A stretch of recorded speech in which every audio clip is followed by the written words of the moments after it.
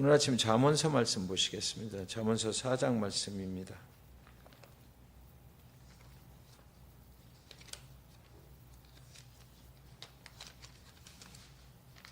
잠언 4장 10절부터 27절까지 말씀이요. 잠언서 4장 10절부터 27절까지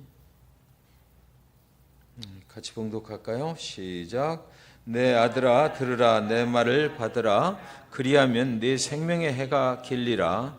내가 지혜로운 길을 네게 가르쳤으며 정직한 길로 너를 인도하였은즉 다닐 때에 네 걸음이 곤고하지 아니하겠고 달려갈 때에 실족하지 아니하리라. 훈계를 굳게 잡아 놓치지 말고 지키라. 이것이 네 생명이니라. 사악한 자의 길에 들어가지 말며 악인의 길로 다니지 말지어다. 그의 길을 피하고 지나가지 말며 돌이켜 떠나갈지어다. 그들은 마음속에 지키라. 그것은 얻는 자에게 생명이 되며 그의 온 육체의 건강이 됨이니라. 모든 지킬 만한 것 중에 더욱 네 마음을 지키라. 생명의 근원이 이에서 남이니라. 구부러진 말을 네 입에서 버리며 비뚤어진 말을 네 입술에서 멀리하라. 네 눈은 바로 보며 네 눈꺼풀은 네 앞을 곧게 살펴 네 발이 행할 길을 평탄하게 하며 네 모든 길을 든든히 하라. 좌로나 우로나 치우치지 말고 네 발을 악에서 떠나게 하라. 아멘. 영혼을 지킬 때입니다 라는 제목으로 함께 말씀 나누겠습니다. 인생에 가는 길은 두 가지죠. 딱 두 가지밖에는 없습니다. 악인의 길과 의인의 길입니다. 시편 1편에 보면 악인의 길과 복 있는 사람의 길이 있다고 했어요. 복 있는 사람의 길은 시냇가에 심은 나무가 시절을 쫓아 과실을 맺으며 그 잎사귀가 마르지 아니한 같다고 그 행사가 늘 형통한다고 했습니다. 얼마나 좋은 말씀인지 몰라요. 우리가 이렇게 살 수 있기를 주님의 이름으로 축원드립니다. 반면에 또 악한 사람의 길이 있다고 그랬는데 악한 사람의 길은 바람에 나는 겨와 같아서 심판을 견디지 못하며 의인의 해중에 들지 못한다고 했습니다. 바람에 나는 겨는 언제 날아갈지 모르는 거죠. 그냥 바람 한번 불면 휙 하고 날아가는 것입니다. 믿음이 있느냐 없느냐 그것은 바람이 불어보면 알죠. 바람이 불어도 신앙 안에서 굳게 이렇게 서 있는 사람이 있고 바람이 불면 휙 하고 그냥 날아가 버리는 그런 사람이 있어요. 의인과 악인의 길은 그렇게 다르다라는 것입니다. 의인의 길은 하나님께서 인정하시는 길이고 악인의 길은 망하는 길이다. 성경은 그렇게 말하고 있습니다. 신명기서 30장 19절에 보시면 이렇게 기록이 되어 있습니다. 내가 오늘 하늘과 땅을 불러 너희에게 증거를 삼노라. 내가 생명과 사망과 복과 저주를 네 앞에 두었은즉 너와 네 자손이 살기 위하여 생명을 택하고 그랬어요. 생명과 사망과 복과 저주를 내 앞에 두었은즉 우리 앞에 있는 것들이 그런 것입니다. 하나님께서 우리 앞에 생명의 길을 두셨어요. 사망으로 갈 수 있는 그런 길도 두셨어요. 또 복을 받을 수 있는 길도 두셨고 저주를 받으며 살 그런 길도 열어놓으신 것입니다. 너와 네 자손이 잘 살기 위해서는 뭐를 선택하라고요? 생명의 길을 선택하라. 이렇게 말씀하고 있습니다. 인생의 길에는 생명의 길과 사망의 길이 있는 거죠. 복을 받는 길과 저주의 길도 있는 것입니다. 축복의 길, 또 저주의 길이 열려 있습니다. 마태복음 7장 13절 14절에 보면 좁은 문으로 들어가라. 멸망으로 인도하는 문은 크고 그 길이 넓어 그리로 들어가는 자가 많고 생명으로 인도하는 문은 좁고 길이 협착하여 찾는 자가 적음이라 그랬습니다. 생명의 길을 가야 됩니다. 우리는 복된 길을 가야 돼요. 그런데 그 길이 그렇게 넓게 열려 있는 길은 아니다 이거죠. 우리가 세상을 살다가 이렇게 보면 넓게 확 열리는 길이 그것이 생명의 길이 아닐 수도 있다라는 것입니다. 결국 인생의 길에는 두 길밖에는 없어요. 생명의 길이 아니면 사망의 길입니다. 축복의 길이 아니면 저주의 길이에요. 좁은 길이 아니면 넓은 길입니다. 의인의 길이 아니면 악인의 길이에요. 이것도 아니고 저것도 아닌 미지근한 중립 노선을 가는 길은 없다라는 것이죠. 우리가 갈 길을 선택을 해야 돼요. 그런데 그 선택은 우리가 하는 것입니다. 우리가 어떤 길을 가야 하는가를 결정할 때는 지금 시작점을 보고 결정하는 것이 아니고요. 그 마지막 지점에서 무엇을 만나게 되느냐, 그것을 보고 우리는 지금 오늘 하루 선택을 해야 된다는 것입니다. 에서라는 사람이 어땠습니까? 당장 배가 고팠어요. 그래서 그 장자권 축복의 고난을 팥죽 한 그릇에 팔아먹었던 것입니다. 나중에 잊어버렸습니다. 아브라함의 조카 롯은 어땠습니까? 당장 눈에 좋아 보이는 땅을 선택을 했잖아요. 그러나 그 땅은 죄악으로 물든 심판을 피할 수가 없는 땅이었습니다. 그러나 요셉은 어땠어요? 항상 힘들고 항상 어려웠고 그랬지만 그는 하나님의 길을 항상 선택을 했던 사람이지 않습니까? 결국에는 그 길이 형통, 축복의 길이 되었다라는 성경의 기록입니다. 다니엘과 그의 세 친구들의 선택은 어떠했습니까? 왕이 주는 진미와 포도주를 자신을 더럽히지 않기로 한 선택을 한 것입니다. 어려움도 많았지만 결국은 그들이 승리를 했던 것이에요. 어지러운 세상에서 바른 선택을 한다는 것은 항상 위험 부담이 있어요. 위험에 노출된다는 것입니다. 11절 13절에 보시면 내가 지혜로운 길을 네게 가르쳤으며 정직한 길로 너를 인도하였은즉 다닐 때에 네 걸음이 곤고하지 아니하겠고 달려갈 때에 실족하지 아니하리라. 훈계를 굳게 잡아 놓치지 말고 지키라. 이것이 네 생명이니라. 하나님의 말씀을 굳게 잡아 놓치지 말고 지키는 일은 인생을 시작할 때 한 번만 해가지고 되는 일은 아니다라는 거죠. 지키는 일은 계속 해야 된다는 것입니다. 한순간 한순간 계속해서 지켜야만 한다라는 것입니다. 그것이 아니라 내 자신을 지키는 것이기 때문에 그래요. 요셉은 형들에게 미움을 받을 때 하나님이 주신 그 꿈을 붙잡았어요. 노예로 팔려가는 순간에도, 보디발의 노예가 되는 순간에도, 여인의 유혹을 받는 순간에도, 억울하게 옥살이를 하는 순간에도, 약속을 지키지 않는 사람이 야속하게 느껴지는 그런 순간에도 그는 하나님이 주신 꿈을 굳게 붙잡고 그것을 꼭 지키고 있었던 것입니다. 그래서 오늘 한순간 한순간을 어떻게 살지, 그것은 우리가 선택을 잘해야 되는 거죠. 그것은 계속해서 오늘도 내일도 계속되어야만 하는 일이다라는 것입니다. 구원은 한 분 예수님의 은혜로 받는 것이지만 의롭고 선하게 하나님의 말씀으로 살아가는 그런 지혜로운 사람으로 살아가는 것은 오늘 하루 한순간도 하나님의 말씀으로 살기를 굳게 결단하고 지켜야 하는 우리의 선택과 결정이 있어야만 된다는 것이에요. 한번 구원받은 것은 영원한 구원이니까 나는 이제 됐어 라고 해서는 지혜롭고 의롭고 복된 길을 살아가기는 어렵다라는 것입니다. 여러분, 코로나 바이러스가 세상에 온 후에, 그리고 나서 그 후에 50%밖에는 교회로 돌아오지 않았다고 그럽니다. 상황이 나빠지면 수많은 사람들이 하나님을 떠나는 결정을 해버리죠. 인생의 위기가 오면 하나님의 사람들이지만 그들은 하나님을 쉽게 버리고 떠나는 그런 결정을 한다라는 것입니다. 이 적은 숫자입니까? 50%의 사람들이 하나님 앞으로 돌아오질 않고 있어요. 히브리서 3장 12절 14절에 보면 형제들아 너희는 삼가 혹 너희 중에 누가 믿지 아니하는 악한 마음을 품고 살아계신 하나님께서 떨어질까 조심할 것이요. 너희는 삼가서 하나님으로부터 떨어질까 조심하라 그랬습니다. 오직 오늘이라 일컫는 동안에 매일 피차 권면하여 너희 중에 누구든지 죄의 유혹으로 완고하게 되지 않도록 하라.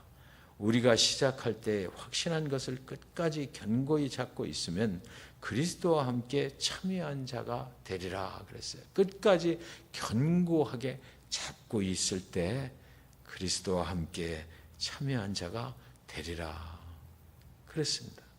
오직 오늘이라 일컫는 동안에 라고 히브리 기자가 말하고 있거든요. 오늘이 문제인 거예요. 매일같이 계속되는 날들이 사실은 오늘이잖아요. 오늘 또 하루의 오늘 하루를 어떻게 살 것입니까?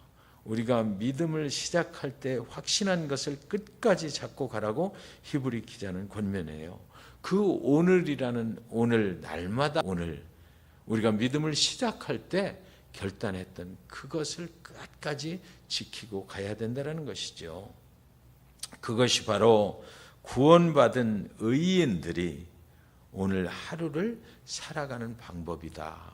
그렇게 되어야 한다는 것입니다. 23절에 보시면 모든 지킬 만한 것 중에 더욱 내 마음을 지키라. 생명의 근원이 이에서 남이니라. 내 마음을 지키라 그랬어요.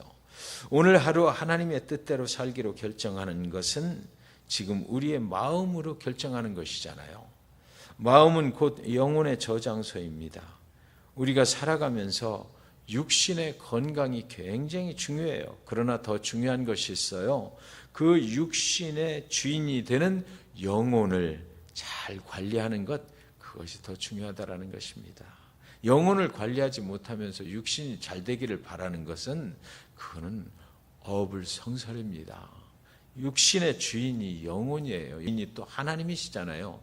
하나님이 주신 것, 하나님이 관리할 수 있도록 잘 맡겨드려야 우리 육신도 건강하고 영혼도 건강하게 되는 것입니다.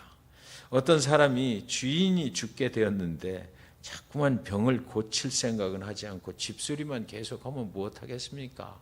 영혼이 죽었는데 그러면 영혼을 먼저 고쳐야죠. 어떻게 영혼을 지킬 수가 있을까요?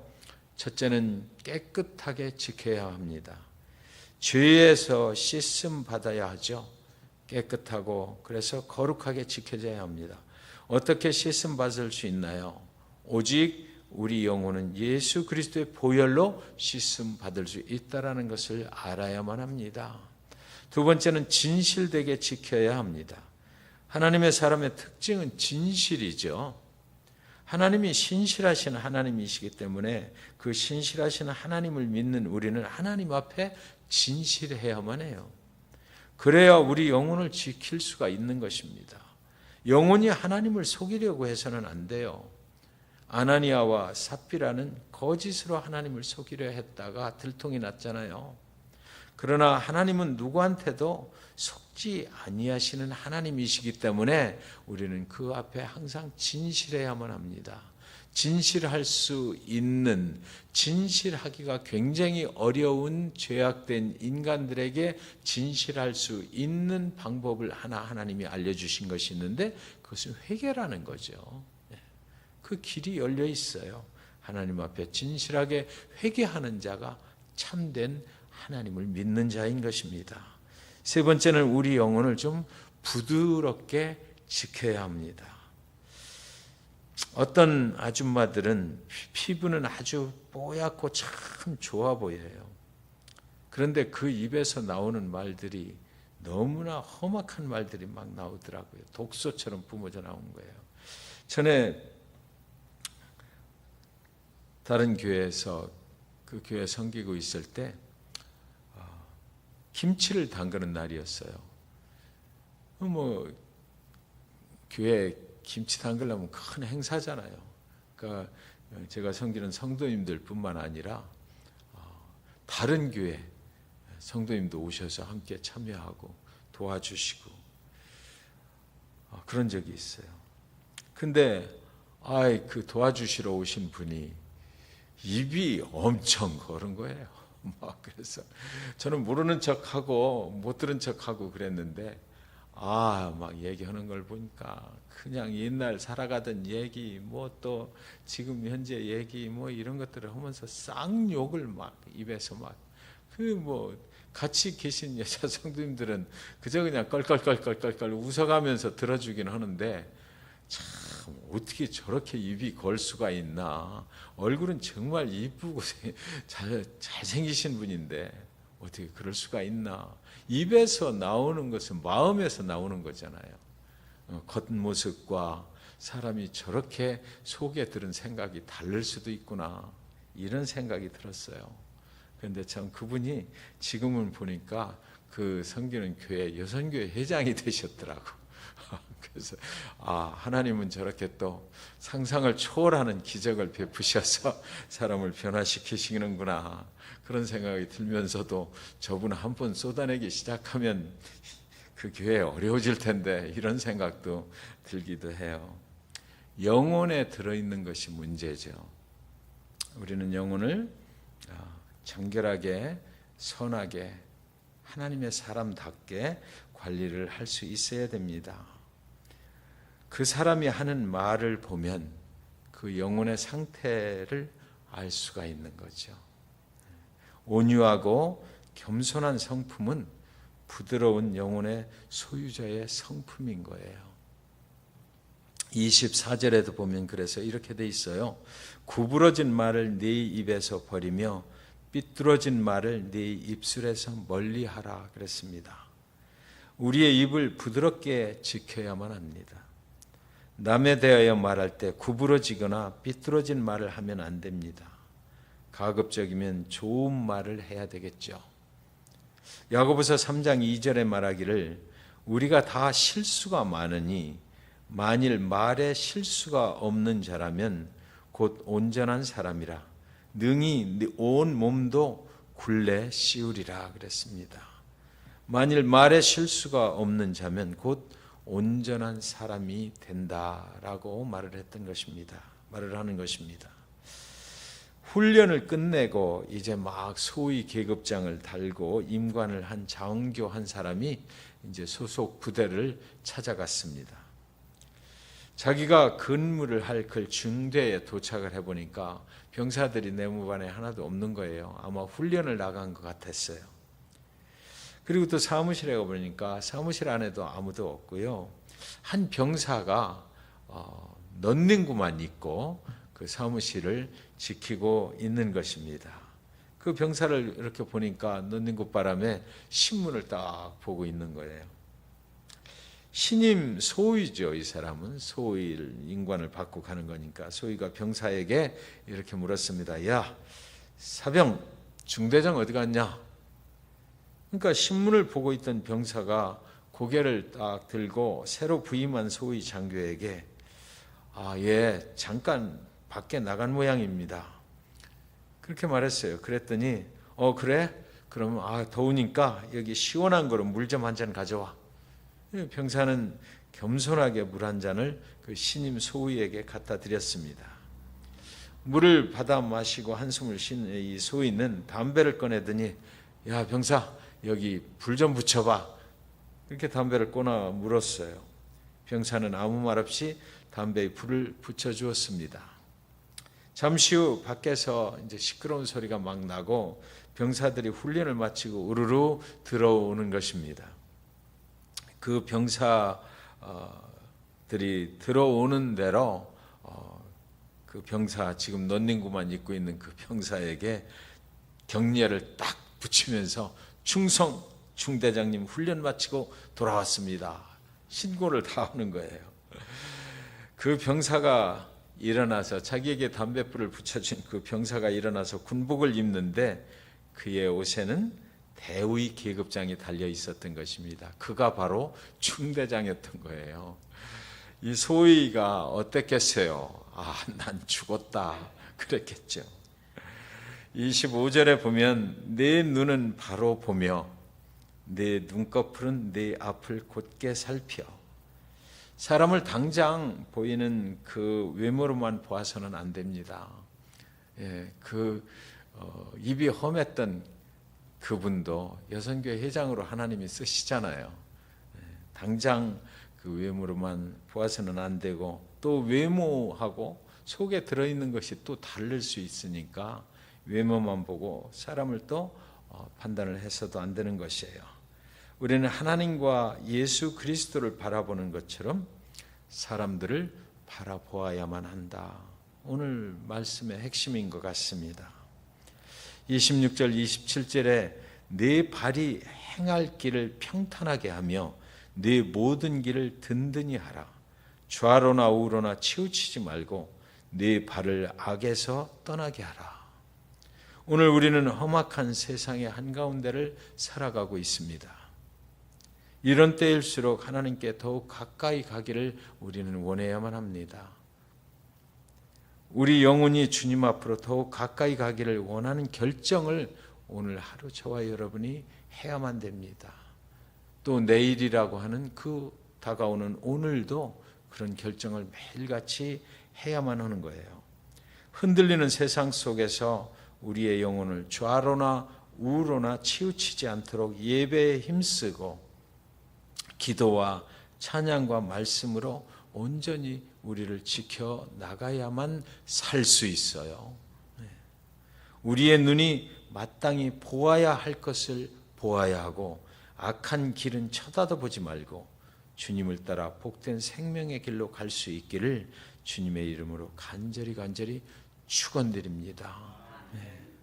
곧은 길, 바른 길, 그 길을 가기는 어렵지만 좁고 협착하지만 그 문이 그 길이 바로 생명의 길로 가는